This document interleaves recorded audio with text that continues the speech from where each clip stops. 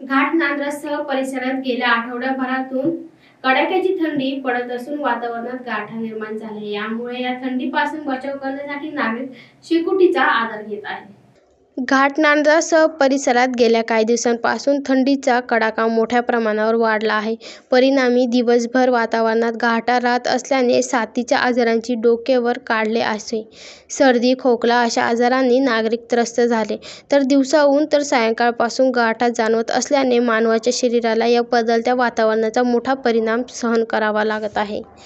शरीराला गरम ऊब मिळावी यासाठी नागरिक शर्यतीचे प्रयत्न करताना दिसत आहेत। तसेच गरम कपडे, स्वेटर, कानटोपी, हँड ग्लोव्ज यांचा वापर मोठ्या प्रमाणावर वाढला, तर थंडीपासून बचाव करण्यासाठी तरुण, बच्चे कंपनी, वृद्ध मंडळी संध्याकाळपासून शेकोट्या पेटवून थंडीपासून थोडाफार प्रमाणात बचाव करताना दिसत आहे।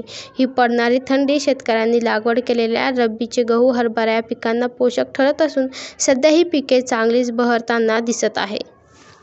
वातावरणाच्या लहरीप्रमाणे व सतत राहत असलेल्या ढगाळ वातावरणामुळे काही दिवस थंडी गायब झाली होती। त्यामुळे वातावरणात उष्णता निर्माण झाली होती। आता वातावरणात बदल झाला असून कडाक्याची थंडी पडायला सुरुवात झाली आहे। तसेच सायंकाळनंतर रस्त्यावरील पडद्याची वर्दळ ही थंडीमुळे कमी झाली आहे।